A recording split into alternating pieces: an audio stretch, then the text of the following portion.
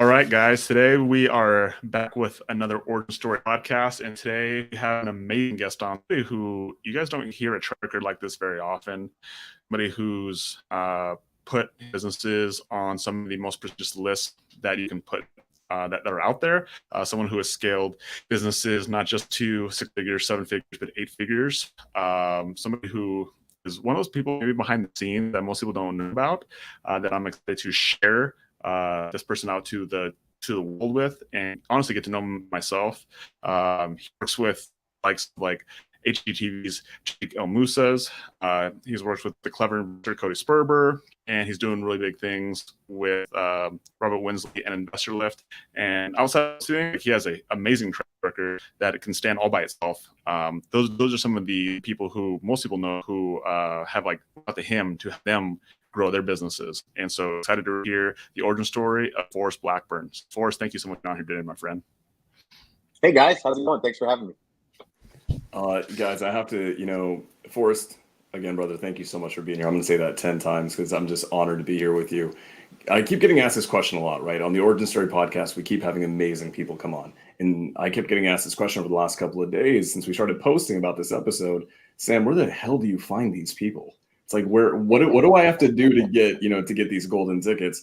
And the reality is this, guys, I want to tell you a little bit of a story. Earlier this year, I was blessed in my business to be able to hit my first ever 6-figure month.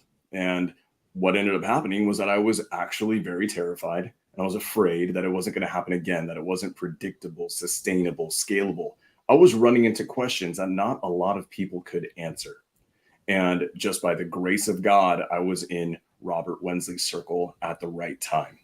And I was telling Robert, hey, I'm doing well, but man, I need help scaling. And the people that I know to go to, they may not always have the right answers for me. And then he told me, you need to learn from someone who's done it, and who's done it time and time again, and who has it down to a freaking science. And then Robert Wensley that day in Phoenix pulled me to the side. He looked around, he said, Sam, I'm going to introduce you to someone. And anytime Robert Wensley does that, I just know that the trajectory of my life is probably going to change just a little bit. And then he says, Forrest, come over here.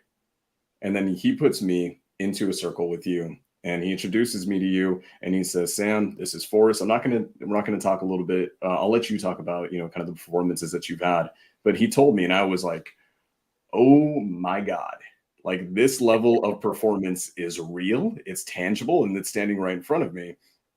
And Forrest, I mean, you've done some amazing, amazing things, but one thing that I want to highlight is that first day that you and I met, you spent probably 2 to 3 hours that night sitting around a campfire pouring into me.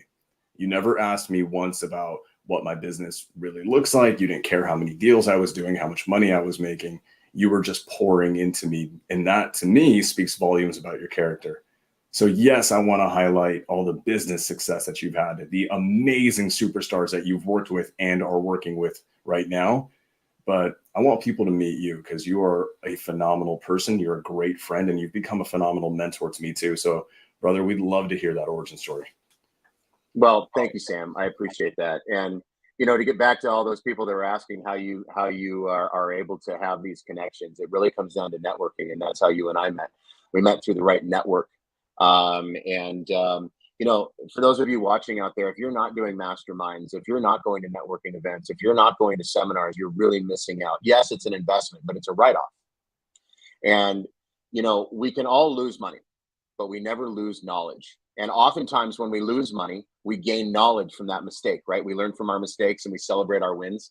So going to masterminds and being in these circles with people and learning from other people's mistakes enable you to sidestep those mistakes. Mistakes cost money and mistakes cost time. Both of those things can be an absolute killer. They're a total detriment to your business.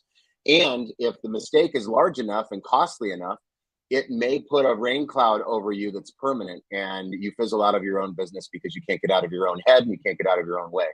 So Sam is an amazing people person and just a great human in general. And I picked up on that right away. There's very few people out there that know how to ask the right questions and are truly open and receptive to hearing those answers back. There's a lot of know-it-alls out there. That can be a real problem and a real challenge within anybody's business. I always say that the bottleneck of any business is at the top. Look at a bottle of water, look at a bottle of champagne. The bottleneck is all at the top. And if you don't have an open mind as a business owner or an operator, it's going to be very difficult for you to pivot. Like we're going through this market correction right now. If you're not willing to pivot, if you're still putting that round peg in the round hole from 2021, it's a square hole now. It's a round peg in a square. It's not going to work. So we have to pivot. We have to make some changes. We have to not keep doing what we were doing. There's a lot of amazing salespeople right now that really popped their collar in 2021 and said, I'm the best. And now it's 2022. And they realize, oh, well, maybe it was just a little bit easier. Right. So now we really have to dig deep on our sales skills, and we really have to, be those salespeople that we knew that we have in our blood. And acquisitions and dispositions are two entirely different things. Acquisitions is more B2C, so there's a lot more nurturing, and then dispositions on the wholesale side of things. Dispositions is B2B. So you can actually have a harder closer on that end. It's B2B, and you can have somebody that's going to sell a product. Acquisitions is selling an offer and selling credibility and selling a rapport. But all of these things go into the blender of what I layer into every business that I work with. And I'll back up. And 2020, the year 2020, after working with Fortune 500s and Fortune 100s and scaling their sales and marketing and their infrastructures and SOPs since 2009, I was contacted by the HGTV crowd and Tariq El Moussa from the show Flip or Flop. And we had a very interesting 1.5 hour long phone call. His partner Pete and I did. And it turned into an amazing relationship. And I came in there, and there was one salesperson, and they weren't really focused on wholesale, it's focused on flipping. And no matter how you feel about wholesale, or if you're a flipper and you say, oh, you know what, wholesale is not for me, you're missing it. You're missing a big piece of the puzzle.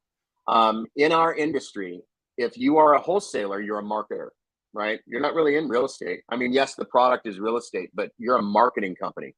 And most of these leads that we generate are all from digital marketing. So you have to learn marketing very well. The reason that I use wholesale for my flipping business, for my buy and hold business, is because you can cast a wide net as a wholesaler, and you're going to get that money back, right? That investment, if it's done right, it has to be surgical. It has to be done right. You're going to get that money back. And while you have this big wide net trying to find all these wholesale deals, you're going to trip and fall over your buy and holds and your flips. And you utilize that wholesale marketing strategy to find these flips and find these buy and holds. And the marketing dollars are going to come back to you tenfold if it's done right. I was making over $2 million a month in assignment fees because I was spending close to $500,000 a month in marketing and advertising.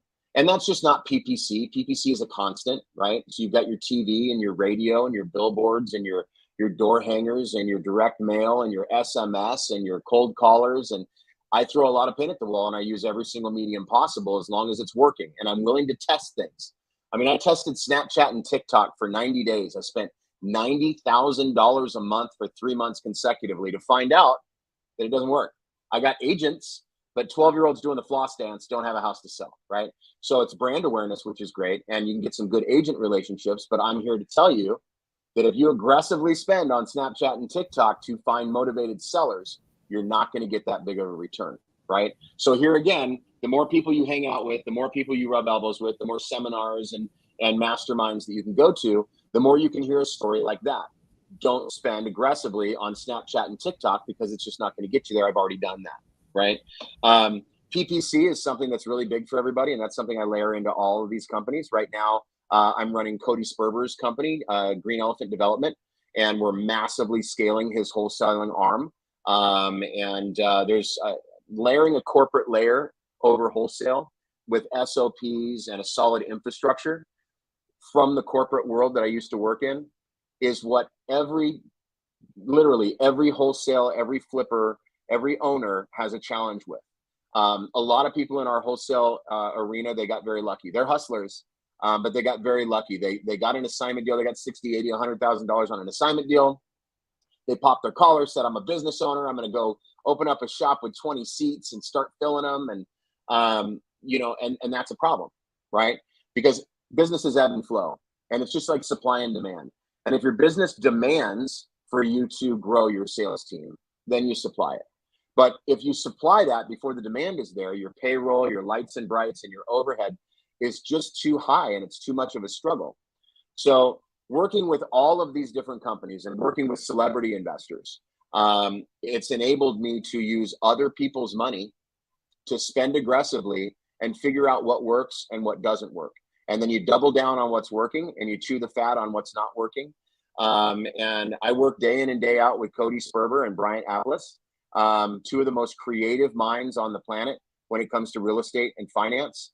And I'm learning. The day I stop learning is the day I'm dead. And the more I can learn, the more I can pour into each business that I work with.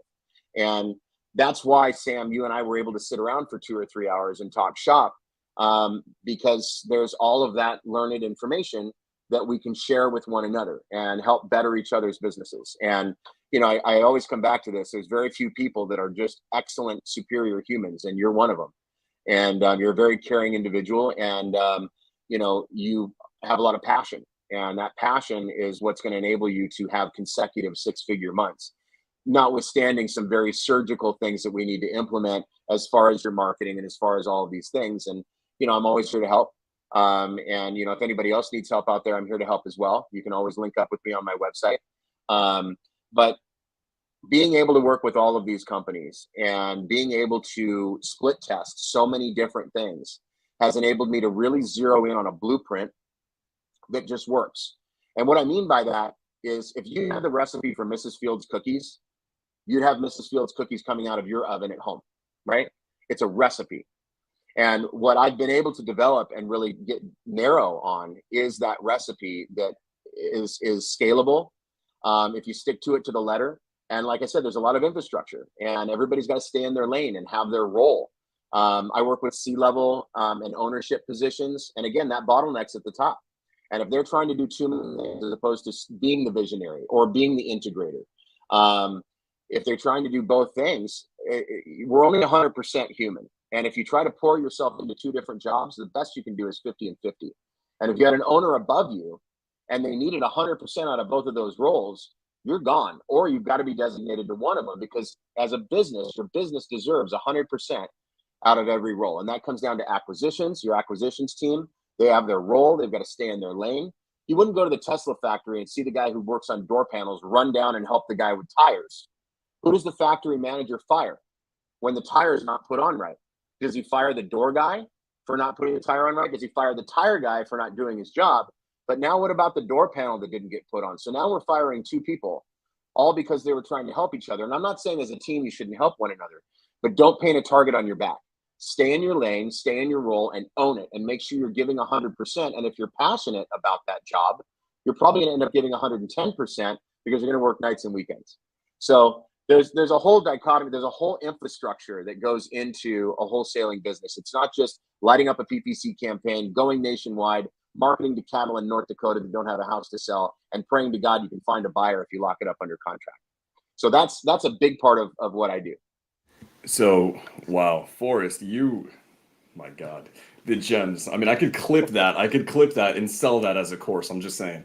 There's absolutely a lot to unpack there. And you've said some amazing words, especially about me. So thank you so much. That actually means a tremendous deal.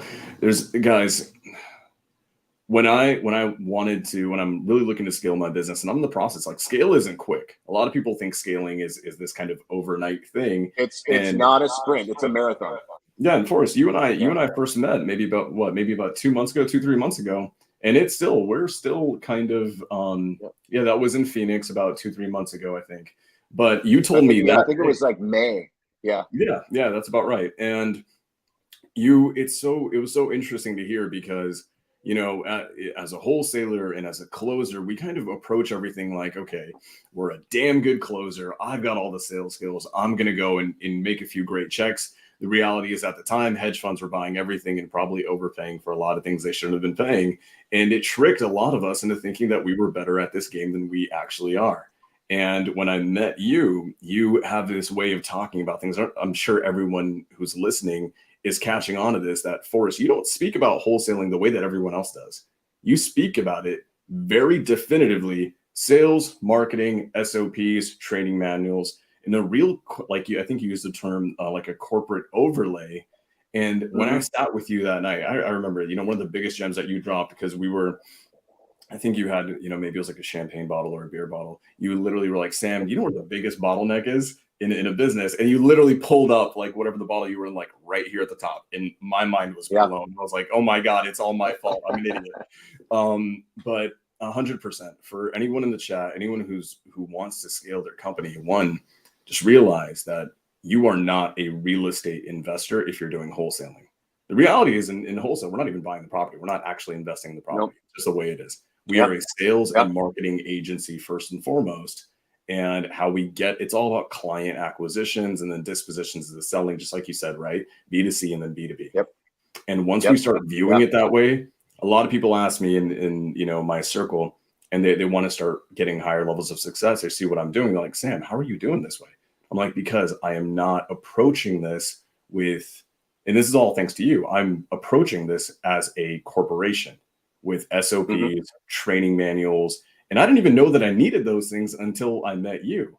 And then as soon as it matters. It makes the difference. It's literally what makes the difference between being able to scale a business and not, right? Like we could go and build a crappy house on a foundation of sand, right?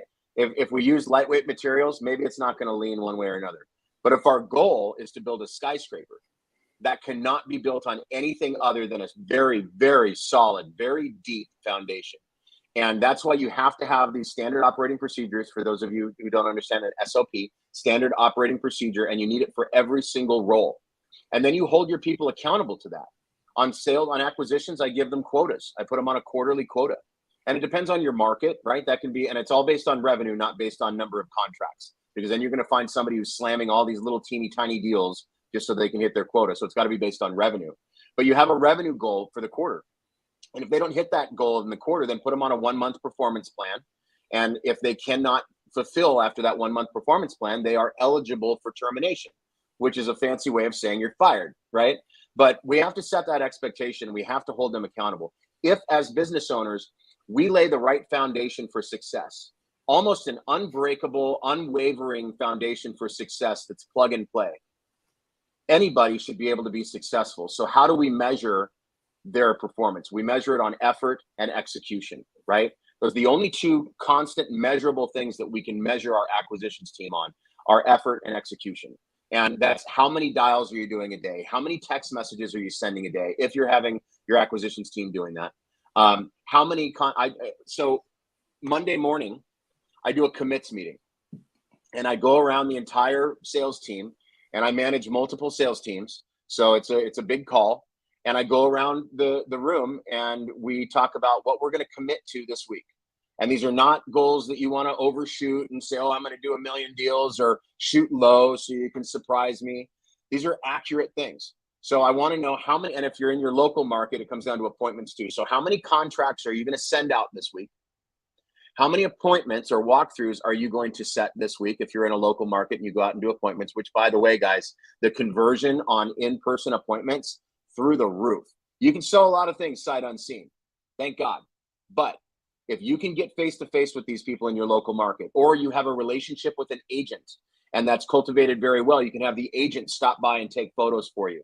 They don't have to have a conversation with the seller. They can just say, hi, I'm here on behalf of Daniel, to take photos of it for their contractor. That gives you boots on the ground. That gives you a personal connection. So number of contracts you're going to send out, because you can't get anything signed if it's not sent. Number of contracts sent out, number of appointments, and number of contracts signed. That's a commits meeting on Monday.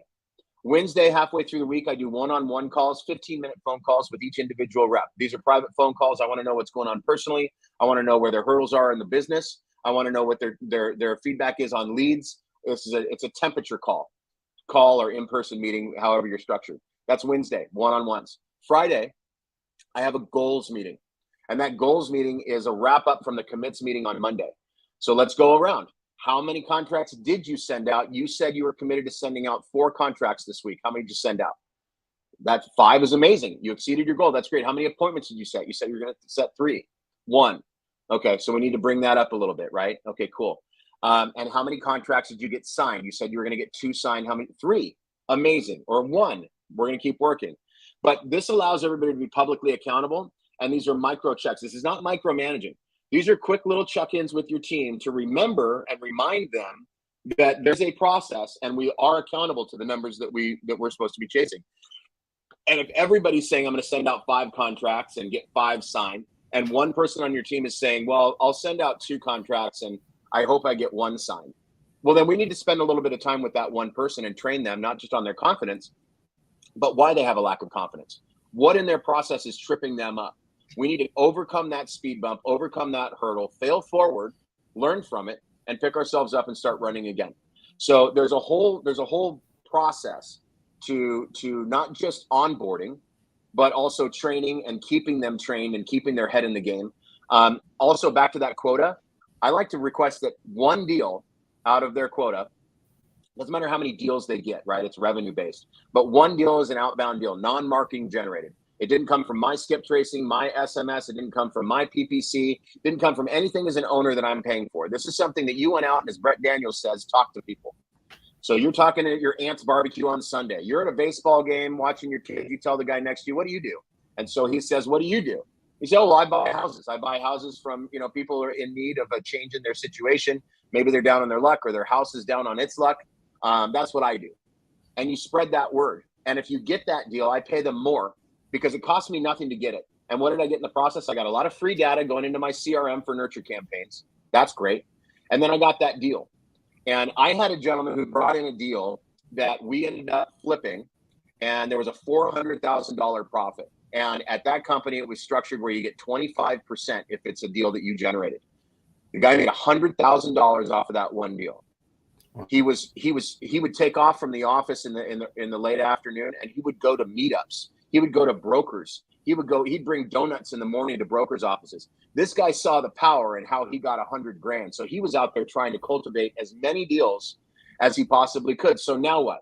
Now he's not a Monday to Friday looking at the clock towards the end of the day kind of guy. Now you got 7 days a week that is a brand mouthpiece for your company, and they are constantly out there working to make you money. And I pay him 25%, and he made $100,000 on that deal. But I had $300,000 left that cost me nothing to get. So I put blinders on, act like I don't have it, and I roll it over into another marketing campaign, or I beef up the one that I have. It's an amazing way to create your marketing budget by just having them go after these outbound deals. And it enables your team now to work 7 days a week without you telling them to do so. So you really get more work out of it. You get more passion, you get more grind, and you get money that you didn't even plan or spend for, and all the data that you get back at the same time. And, we were talking about wholesaling being not a real, if you're just doing wholesaling, you're not a real estate investor. And I'm sure that a lot of people out there probably, grunted a little bit and said, well, I still have to come up with EMD.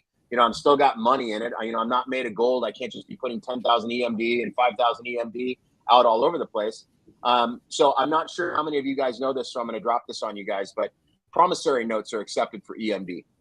So if you're not doing that, do it.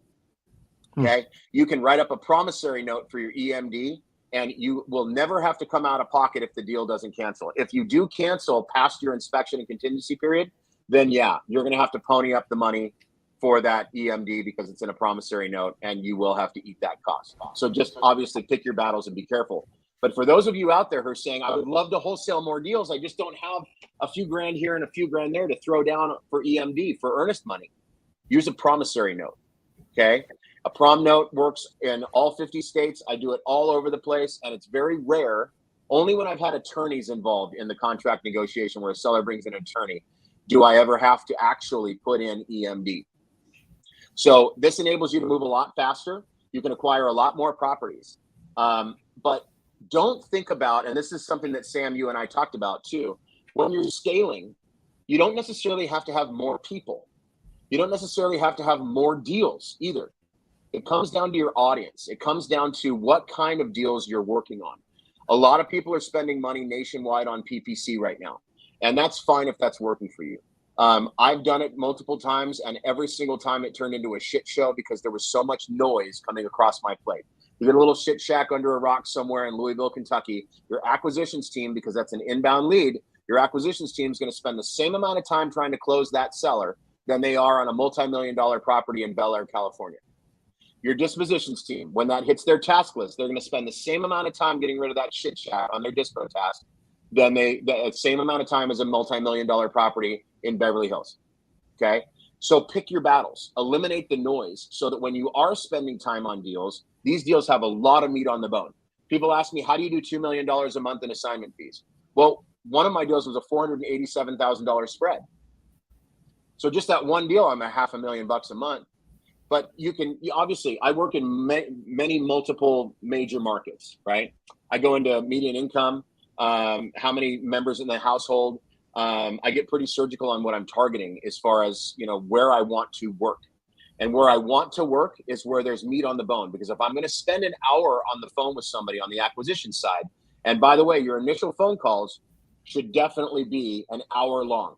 You want to build rapport, you want to build credibility, you want to talk about the different offers you have.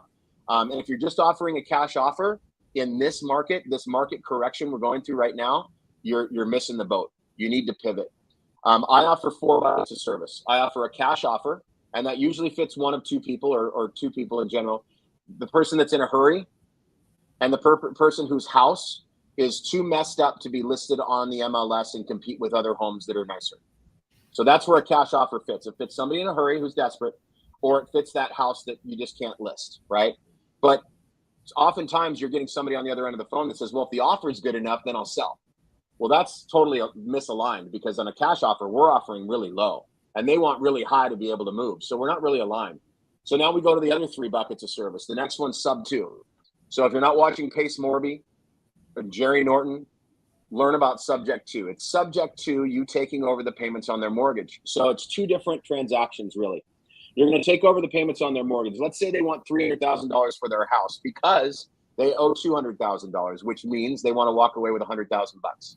Okay, let's remove the $200,000 from the equation. I'm going to take over those payments. The loan's going to stay in your name, okay? But I'm going to be on deed. I'm going to be on title. And your credit's going to look great because these are going to be on-time payments. I'm going to move a renter into that property to make sure that it's always covered. Plus, I'm not worried. I've been doing this a long time. I use a third-party service that ACHs the money out of my account and right into your account, into your mortgage account.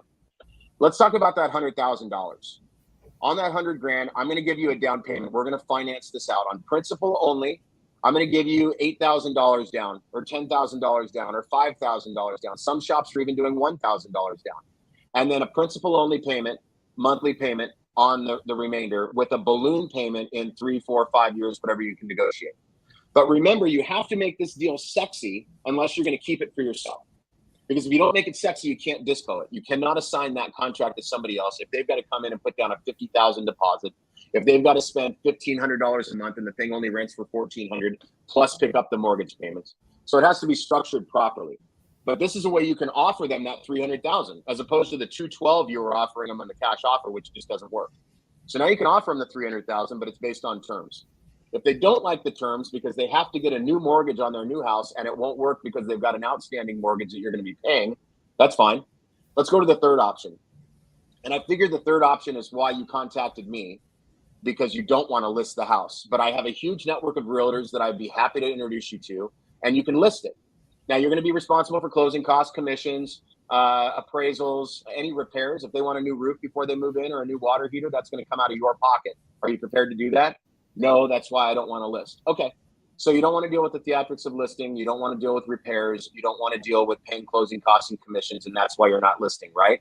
That third option is really a redlined option. That's the only reason it's really in there, so that they can have control and they can say no, unequivocally no, to one of those options, which then leads you to the fourth option, which is a novation. I call it a VIP concierge service.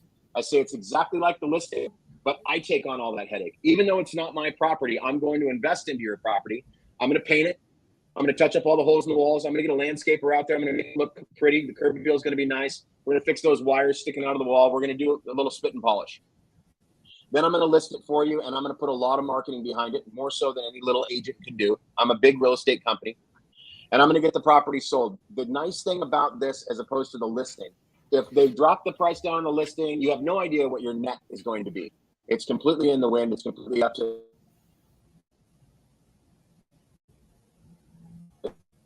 Now, if you're a real estate agent,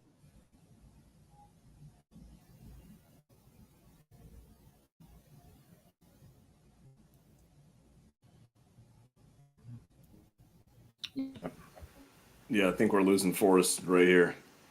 You know what it was? The internet decided that he's dropping too much freaking fire, and it had to slow him down a little bit.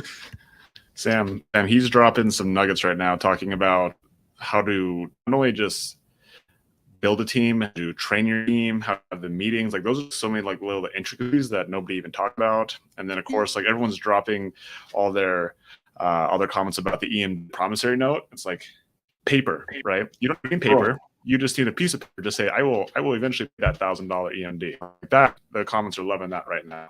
Right. Yeah, absolutely. And it's something that, I was going to stop him, but I couldn't because it's too much freaking fire. Guys, I have never, ever heard anyone publicly for free say that about promissory notes. That is the first time I've ever seen anyone do that. And it's true. And I do it now because I found out about it from a very high level investor on the back end, like in a backroom setting. And but the fact that Forrest just came in for free, dropped that on YouTube, is actually insane. So, while we're waiting to get Forrest back right now, guys, literally, he just set his freaking Ethernet cable on fire. Guys, make sure that you guys are following Forrest on Instagram. He's producing insanely valuable content there. And he's like giving away, like, you guys think he's giving away like some nuggets right now? Just go follow him on Instagram. You'll see what he does. So I think we may have him back now. I think he's back. So before he comes back on, everyone who's watching, literally go right now, go to his Instagram, go follow him, because he's actually dropping this content on there already. You guys are just now being exposed to it, which is the point of this whole show. So looks like you're back. And I was just basically outlining all the really cool little nuggets. Like, we were trying to stop you, but you were on a rampage, my friend. You were just rolling. But we basically talked about like the little nuances. We talked about team and how you're doing the ones and like the sequence of it. Like, it's so powerful because I talked about this on previous podcast. One of the I believe in is that the greatest form of you can give anybody is accountability. Right. That's actually what you do, is like when someone says they come in and they want to make money, like, but most managers, most leaders, most business owners, they're like, oh, and they don't actually hold people accountable. They actually say, you know what, you told me you want to do this when you can, and you're doing it. And so, who they usually blame? They usually blame the person. They usually blame their employee rather than blaming themselves for not actually having the courage and having the structure, the systems to step up and say, you know what, you said you want to do this, I'm going to hold you accountable. Basically, like, you're going to be their mentor and hold their feet to the fire, what they said they won't do. And what you said right there, in a much more elegant way than I just did, is so powerful. I hope people actually understand that that's actually leadership, right? It's not just bringing people on. It's not just giving them SOPs. It's just giving them this, but it's actually holding them accountable. It's a powerful form of leadership. And then, of course, like, promissory note thing that you dropped. I don't know if you saw that in the comments. I was blown about that. Everyone loves that. So that was a huge nugget. I've never heard that before. So that was really cool. But that's a code cracker for sure. Good. I was saying, people are loving that. I want everyone to. This is really important. Forrest, one, I honestly, I might take this down from YouTube. I may just clip it up and then sell it as a course. I'm just saying, I will give you royalties. But here's one thing that I want to do, because a lot of people here, right? A lot of people here who are here, they're treating wholesale kind of like a hobby. Right, they're doing it with their friends in, the masterminds, mentorships they're in. They're kind of JVing squat up, which is phenomenal. It's a great way to get off the ground. But there's a lot of people here who keep telling themselves, "Hey, I want to hit 6 figures a month," and then they come across you and they find out that yes, 7 figures a month is actually possible. Not just 7 figures, multiple 7 figures. An 8-figure blueprint is possible, but you cannot do it treating this like a hobby. No. It has to be treated like not just a business, not a small business, a well-oiled machine. And one of the most impressive things that we haven't actually touched on yet, Forrest, when you were doing some of the most insane numbers that I've ever heard of, you didn't have a team of 100 people. No, it was about 5 people, and they were all in-house. And then, another thing that I do too is, a lot of people use VAs, and VAs are fine. I've always been of the understanding that, a lesser cost gives you a lesser result, right? Cheap cost, cheap result. And I've worked with a lot of VA teams, Venezuela, Mexico, Philippines, Japan, and Egypt. And I've had really good luck in Egypt with using them for SMS and for cold outreach and things like that. But you can also lean on interns, right? If you're an in-house structure and you want everybody in your office, get some interns in there. They got accepted to college. They're right now in the middle of keeping their synapses firing for exams and homework and all that stuff. So their mindset is on track and they're willing to learn. And that's the trade-off, right? If we hired somebody and we're paying them hourly, we still have to train them. We've got to give them our knowledge and instill that into them. Same thing with an internship, but that's the trade-off. We're not paying them. They just have to be educated on something. And that's just what we do in training anyway. So you can lend to the synergy and the energy of your office by bringing in an intern to handle some of those lower level tasks, texting out to buyers and cultivating a buyer's list, texting out to agents and cultivating agent relationships, and then transferring those through the CRM to your salespeople. So you can really grow a team very cost effectively, and you can also have remote people through virtual remote workers. And what I do find, and what I found in Egypt, is that the cost is a lot lower, but the cost of living there is so low that imagine what it would cost in the States if you hired somebody who was the partner in a law firm to come and be your in-house attorney. It's going to cost you a lot of money because it costs a lot of money to live here, and that vocation demands a lot of money.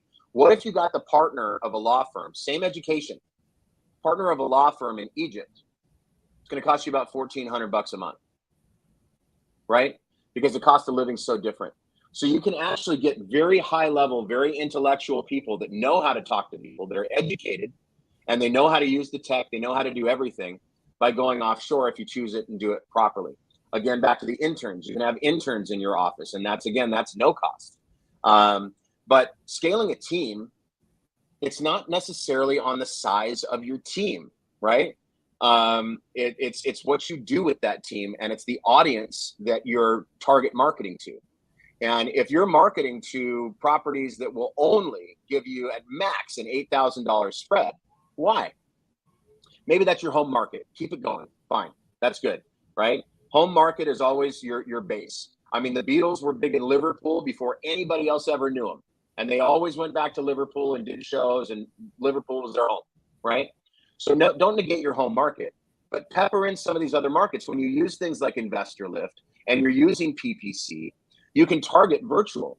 You can target any market. And as long as you're getting photos from the seller, and everybody's got a camera attached to their cell phone in their pocket. So it is no big thing for you to tell your seller, listen, it's going to come out anyway, but for me to be able to give this over to my contractor and my appraiser so that I can come up with a proper exit strategy, I need 2 pictures. 2 pictures of your living room, 2 pictures of your family room, 2 pictures of each bedroom, 2 pictures of each bathroom, 2 pictures of the front of the house, 2 pictures of each side of the house, 2 pictures of the back of the house, 2 pictures of the pool, 2 pictures of the pool equipment, 2 pictures, right? I need those photos, and I'm going to send you a Google Drive link for you to upload them into. I need those. Really what that is those are the photos you're going to use for the disposition process. I also like to take it a step further and tell the seller, listen, Mr. and Mrs. Seller, make sure that when you're taking photos in the bathroom, that you're not standing in your underwear in the reflection of the mirror. These are going out to people, right? We are going to be, eventually we're going to put these on Investor Lift, and we don't want the only photos in the bathroom showing on Investor Lift, some dude standing there in his underpants, right? So, and tell them, listen, because I don't work in your market, I have a lot of network, a lot of investors that I do work with that are in your market. And I may partner with one of those on this deal because they get a better cost on labor than I do from clear over here. So I may have them come by and take a look at the property. So help you get this to the finish line. Pick up the Cheetos wrappers and any of that kind of stuff, because I want this to be sexy for him. I want, when he shows up, to want to partner with me on this deal so that I can move faster and guarantee that we're going to close on this deal. You don't have to tell people, oh yeah, I've got a member of my team for the plumber is going to come by. This is real estate. There's nothing nefarious about what we're doing. Be open, be honest, be transparent. Let them know this is another investor coming by. They're going to partner with me on the deal. And for me to get them to partner with me, they got to be excited. So please make it look nice, right? What you're really doing is you're having another buyer, another investor come by. That's exactly what you're doing. And yeah, we're going to partner with them on the deal, and the fact that they're going to take over the contract and they're going to buy us out of it. That's the partnership. That's the agreement. And they're going to take the ball from here and they're going to run with it. But by being transparent with these folks, and the transparency starts off right from the beginning of the phone call, when you're telling them, listen, just so that you understand, I'm an investor. We look for properties where we can turn a profit. And if we can't turn a profit with your property, that's totally fine. It's just not the right fit. That way, when you're explaining your offer and you're explaining how everything works, which is like, I call it like telling a joke. If we don't tell the joke properly, when we come in for the punchline, that offer, it falls flat. So you build that up properly. And when you come in with the low offer, instead of them telling you to kick rocks, they're telling you, wow, that's a little bit lower than I was expecting. Could we come up to here? Would that still enable you to make profit? Now they're advocating for you to turn a profit just as much as they're advocating for them to make more money. It's a much more cohesive conversation, and it's much more elevated at that point. So being transparent is huge in this process. There's nothing to be nefarious about. There's nothing to pull punches. There's nothing to lie. There's nothing to hide the truth. Be very open and honest with these people. They'll understand where you're coming from more, and you'll be able to get a lot more contracts. But focus on areas that have meat on the bone. Don't just eat up your schedule with a bunch of low-level, small-level deals. Level deals. You're gonna have to chase so many deals a month to be able to make to meet a good revenue.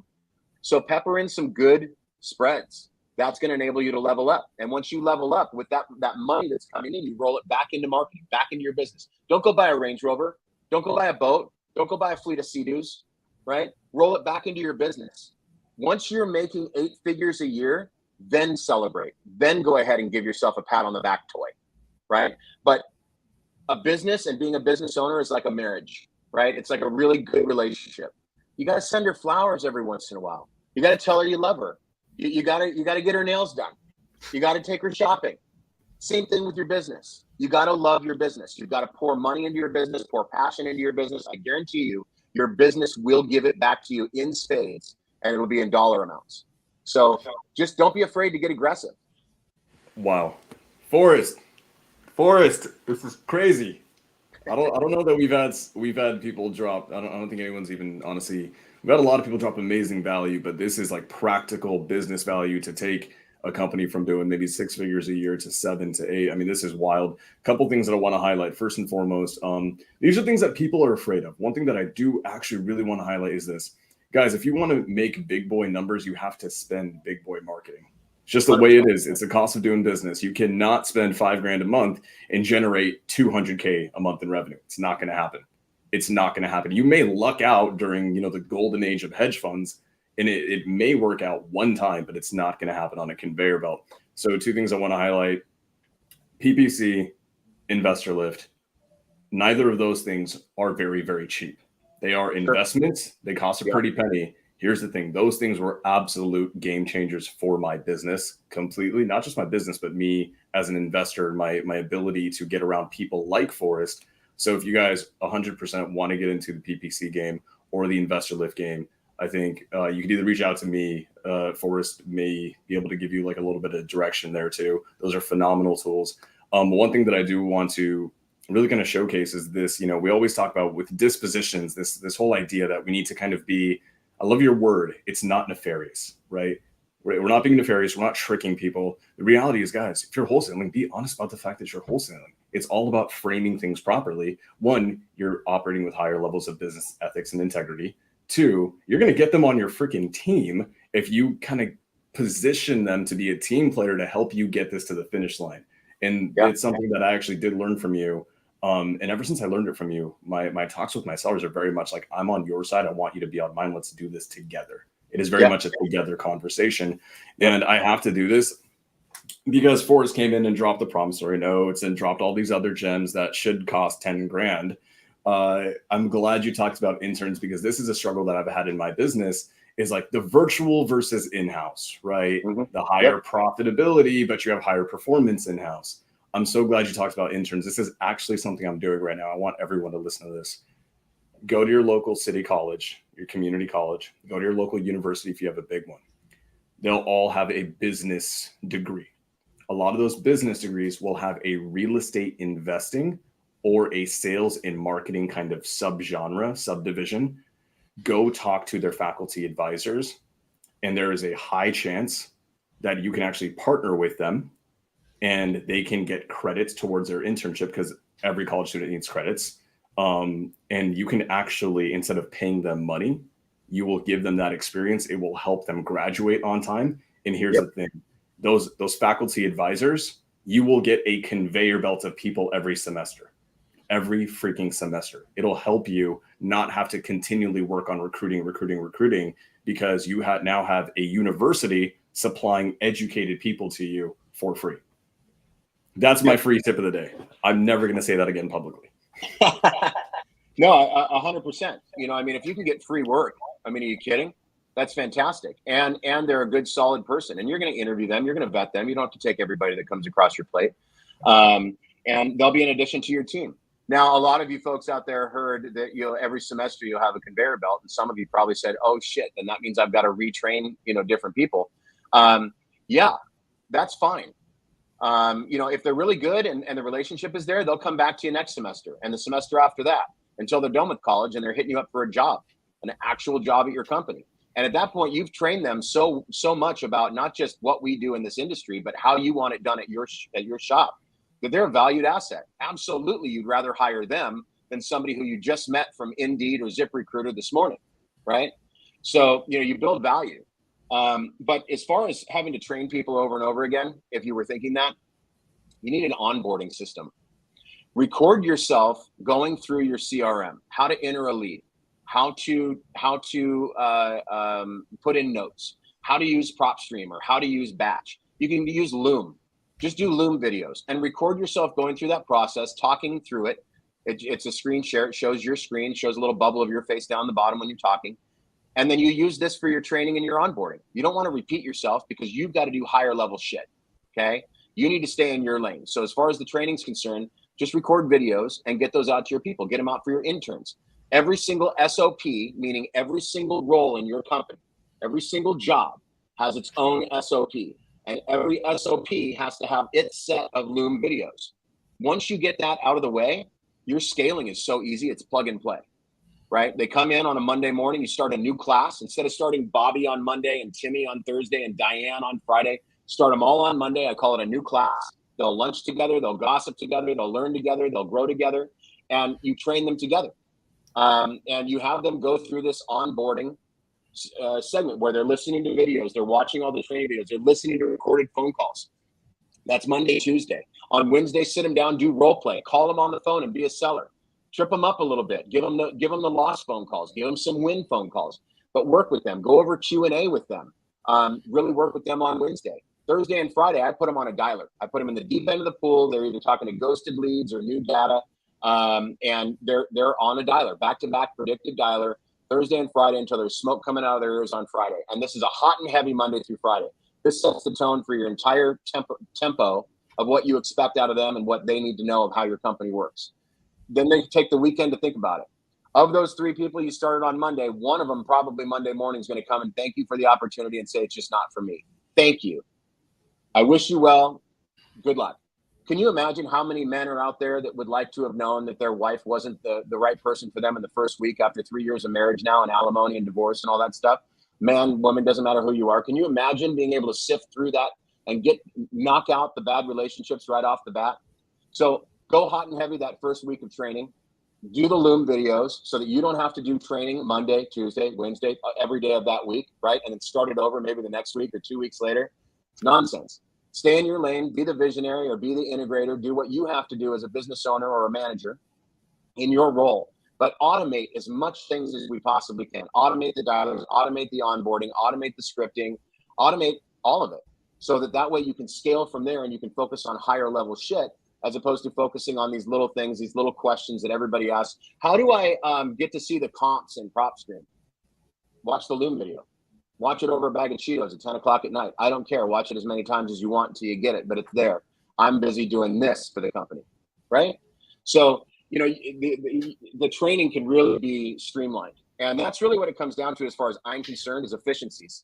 The more efficient you are, the more streamlined you are by having an infrastructure in place. Remember when we took our kids bowling when they were little, or when we went bowling when we were little, there was those bumpers on the side. We drive down the freeway, there's lanes painted. As humans, we need rails in place. On the weekend, everybody drives like an idiot because they don't have a routine. They get up at a certain time, they go to work at a certain time. On the weekend, they don't have that. So everyone's all over the place. So put those rails in place for every role in an SOP with videos, and I guarantee you your business is going to be set up for success. Then all you got to do is measure their effort and execution. Wow. You know, as we wrap up here, because Logan does have a hard stop coming up, and I'm really sad that he does, because this is insane.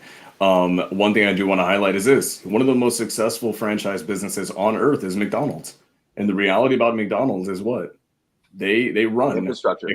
Their infrastructure is insane, and almost every single location is run by mostly minimum wage workers who aren't even college educated yet. Why? Because they have the best SOPs and training manuals. They've simplified it, to an amazing degree.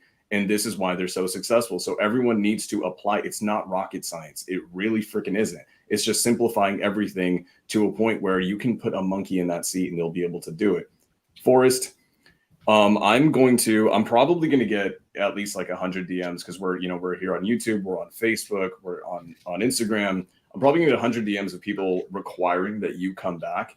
So guys, cool. First and foremost, you guys need to go follow Forrest at Forrest Blackburn on Instagram. Show him massive amounts of love because the amount of value that this guy dropped today is actually insane. I'm really surprised that you went that deep. And if you guys show him enough love, maybe he'd want to come back sometime in the near future and give you guys some more value. Forrest, well, Sam, I'm always here for you, and I'll do anything for you. And guys out there, if you need assistance, if you want to continue the conversation, just go to forrestblackburn.com and put yourself on the calendar. Okay. That way I can hear you. I can focus on your business goals and we can figure out a strategy and a game plan for you. I love to have testimonials. I love to help people win and have them tell their friends. So if I can help you, just get yourself on the calendar. You can find it at forrestblackburn.com. I also have a course that's coming out. Right now it's 50% off. You can find that on the website. And that really is a much more long-winded version of everything that we've been talking about here today. 50% off, guys. I believe the price is going up to full retail like in a few days, actually. So make sure you guys go to October 1st and get that October 1st. You guys don't have a lot of time. Forrest, brother, you are an absolute freaking beast. I owe a lot of my growth in my business and myself as a person in this industry to you. I'm honored to know you. I'm honored to have you in my circle. Logan, likewise. I am sad that you're in a hotel room and you couldn't be with us a little bit more today. But guys, this is it for the origin story. We will see you next week. Thank you, everybody.